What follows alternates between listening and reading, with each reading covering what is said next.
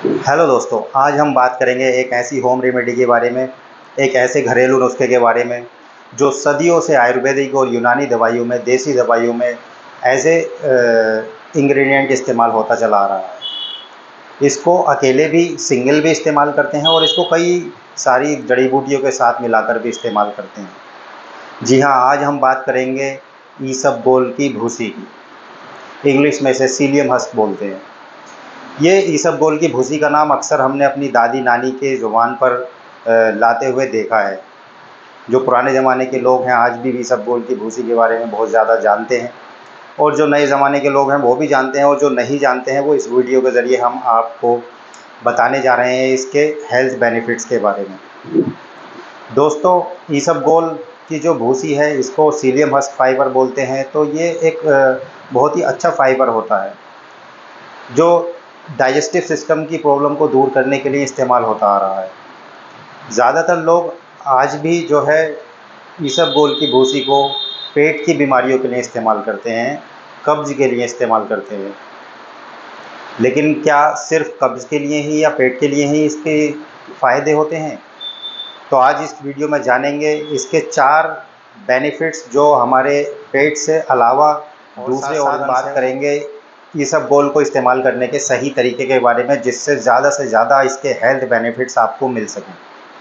दोस्तों, ईसबगोल की शुरुआत होती है एक छोटे से बीज से, जो ज़मीन में जमने के बाद एक पौधा बन जाता है, जिसको प्लांटेगो ओवेटा बोलते हैं। तो फिर उसके बाद इस पर जो बीज निकलते हैं, तो बीज की जो भूसी होती है, बाहर का कवर होता है, वही जो है हम खाने के लिए इस्तेमाल करते हैं। इसी को सीलियम हस्क भी बोलते हैं। तो दोस्तों, ये हमारे पूरे देश में इसका ईसबगोल का पौधा उगता है, लेकिन ज़्यादातर गुजरात और राजस्थान जैसे प्रदेशों में ये बहुत ज़्यादा मात्रा में पाया जाता है। तो आइए जानते हैं इसके 4 खास बेनिफिट्स जो हमारे शरीर के लिए बहुत ज़्यादा इम्पोर्टेंस रखते हैं, और वो भी बिना किसी साइड इफ़ेक्ट के, और वो भी बिना किसी लत के। तो दोस्तों, ईसबगोल का एक ख़ास बेनिफिट जो बहुत ही इम्पोर्टेंट बेनिफिट है, जिसे सब लोग एज ए लैक्सेटिव इस्तेमाल करते हैं। ईसबगोल लैक्सेटिव यानी लैक्सेटिव बोलते हैं मुलय्यन को। मुलय्यन यानी स्टूल सॉफ्टनर, यानी हमारी जो लैट्रीन होती है उसको सॉफ्ट करने वाला। इसका इस्तेमाल हज़ारों साल से इसी चीज़ के लिए होता चला आ रहा है ज़्यादातर। तो ईसबगोल में रिसर्च से पता चला है कि ईसबगोल में सोल्युबिलिटी पाई जाती है। ईसबगोल में जब आप पानी मिलाते हैं तो ये जेल की तरह बन जाता है, जिससे इसकी जो स्टूल सॉफ्टनर पावर है वो बढ़ जाती है, और ये फूल कर बड़ा हो जाता है। तो जब आप पीते हैं तो ये पेट में जाता है, तो ये पानी एब्जॉर्ब करता है, और ज़्यादा पानी एब्जॉर्ब करता है, जिससे इसका साइज़ बढ़ने लगता है, ये बढ़ने लगता है, और स्टूल को सॉफ्ट बनाता है, आंतों में चिकनाहट पैदा करता है। जब आपका स्टूल सॉफ्ट हो जाता है, आंतों में चिकनाहट पैदा हो जाती है, तो आपकी आंतें आपके स्टूल को बाहर बड़ी आसानी से निकाल सकती हैं। तो इस तरीके से आपका पेट साफ़ हो जाता है, और आप दिन भर चुस्त दुरुस्त महसूस करते हैं। ईसबगोल को अगर एज ए लैक्सेटिव अगर आप इस्तेमाल करना चाह रहे हैं, तो इसका 1 चम्मच ईसबगोल लीजिए, और उसको 1 गिलास पानी में भिगोकर रात को सोने से पहले उसको पी लीजिए। इस तरीके से आपको रोज़ रात को ये पीना है, और सुबह-सुबह आप देखेंगे कि आपका पेट बहुत अच्छे से साफ़ हो गया है। ईसबगोल को एज ए लैक्सेटिव की तरह इस्तेमाल करते हुए आपको एक बात का ख़ास ख्याल रखना है कि जब भी आप ईसबगोल में पानी मिलाएँ तो इसको तुरंत पी लीजिए, क्योंकि ये कुछ देर बाद रखने पर, पानी मिला के रखने पर कुछ देर बाद तक ये बहुत ज़्यादा गाढ़ा हो जाता है, और इसको निगलने में परेशानी होती है। दोस्तों, ईसबगोल आपके दिल की सेहत के लिए भी बहुत ज़्यादा इम्पोर्टेंट है। आप सोच रहे होंगे कैसे ईसबगोल दिल की बीमारियों को दूर करता है, तो आइए जानते हैं कैसे। दोस्तों, ईसबगोल एक में बहुत ज़्यादा फाइबर पाया जाता है। ये फूल कर पानी में मिलकर ये जो है जेल की तरह बन जाता है। जब हमारे ये पेट में पहुंचता है, आंतों में पहुंचता है, तो ये वहाँ सर कोलेस्ट्रॉल जो होता है, यानी बैड कोलेस्ट्रॉल जो होता है, लो डेंसिटी लिपिड जो होता है, उसको वो आंतों से एब्जॉर्ब कर लेता है, और फिर लैट्रीन के ज़रिए, स्टूल के ज़रिए ये हमारी बॉडी से बाहर निकाल देता है। तो जो एलडीएल होता है या बैड कोलेस्ट्रॉल होता है, लो डेंसिटी लिपोप्रोटीन होता है, ये हमारी आर्टरीज़ में क्या होता है, डिपॉज़िट हो जाता है कभी-कभी, जिससे ब्लड के फ़्लो में परेशानी पड़ती है, और दिल की बीमारियाँ, दिल से जुड़ी बीमारियाँ पैदा हो जाती हैं। तो ईसबगोल इस तरीके से हमारे ब्लड स्ट्रीम में, हमारी आर्टरीज़ में कोलेस्ट्रॉल के लेवल को कम करके हमारे दिल को सेहतमंद रखने में मदद करता है। ईसबगोल को अगर आप दिल से जुड़ी बीमारियों के लिए अगर आप इस्तेमाल करना चाहते हैं तो सुबह-सुबह खाली पेट इसका 1 चम्मच 100 ग्राम दही में या फिर 1 गिलास पानी के साथ फाँक लें। इसको सुबह-सुबह खाली पेट ही लेना है। इस तरीके से अगर आप डेली इस्तेमाल करेंगे तो ये क्या करेगा, आपको कोलेस्ट्रॉल के लेवल को कम करने में एक बहुत ही लेस नॉन इसका जो ईसबगोल का जो बेनिफिट है वो हमें देखने को मिलता है डायबिटीज़ में। यानी जिन लोगों का ब्लड शुगर लेवल बढ़ा हुआ है तो उन लोगों के लिए ईसबगोल काफ़ी मददगार होता है उनका शुगर लेवल को कंट्रोल करने के लिए। दोस्तों, जब डायबिटीज़ की बात की जाती है तो insulin resistance, high blood sugar level ऐसे टर्म सुनने को मिलते हैं। तो ये इन सब चीज़ों को ईसबगोल जो है करेक्ट करने का काम करता है। ईसबगोल में मौजूद फाइबर जो है हाई फाइबर होता है, तो ये क्या करता है, हमारी फीलिंग ऑफ फुलनेस क्रिएट करता है, जिससे हम एक तो खाना कम खाते हैं, हमें भूख ज़्यादा नहीं लगती है, खाना कम खाया जाता है। दूसरा क्या होता है कि ये जो ईसबगोल होता है ये खाने को स्लोली डाइजेस्ट करता है, जिससे एब्रप्टली या एकदम से शुगर ब्लड की स्ट्रीम में रिलीज़ नहीं होती है और इस तरीके से शुगर लेवल नहीं बढ़ता है। ये धीरे-धीरे जो है शुगर के लेवल को बढ़ने देता है।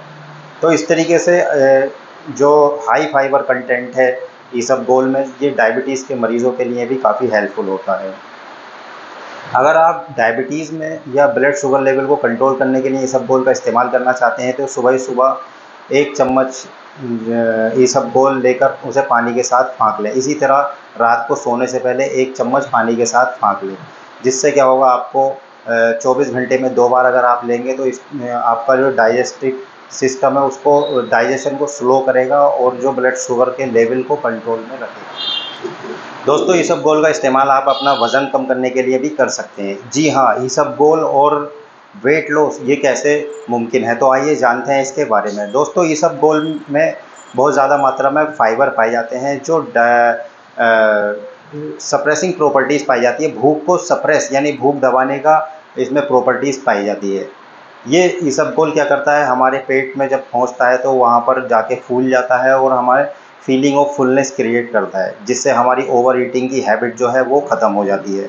हमें भूख नहीं लगती ज़्यादा, तो हम फिर दूसरे स्नैक्स वगैरह जो होते हैं या फिर दूसरी चीज़ें हम खाते हैं बिटवीन द मील्स, वो फिर हम लोग नहीं खाते हैं। तो इस तरीके से जब हम नहीं खाएंगे तो हमारा लो कैलोरी इंटेक होगा, लो कार्बोहाइड्रेट इंटेक होगा, तो हमारा वेट लॉस होने में मदद मिलेगी।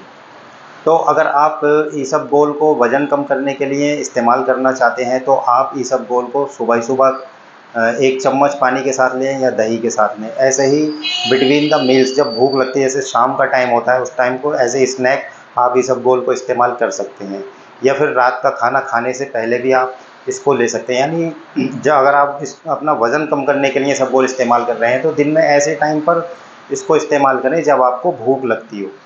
तो इस तरीके से आप जो है, जो एक्स्ट्रा हैबिट होती है खाना खाने की, एक्स्ट्रा है खाना खाते हैं, तो उसको ये ख़त्म करता है। इस तरीके से धीरे-धीरे कुछ दिनों में ही लो कैलोरी इंटेक होने की वजह से, लो डाइट इंटेक होने की वजह से हमारा वेट लॉस हो जाता है। दोस्तों, ईसबगोल के जो हेल्थ बेनिफिट्स हैं वो तो आपने जान लिए हैं, तो आइए अब थोड़ी-सी बात करते हैं ईसबगोल के साइड इफ़ेक्ट्स की। क्या एडवर्स इफ़ेक्ट हमारी बॉडी पे पड़ सकता है इसके इस्तेमाल से?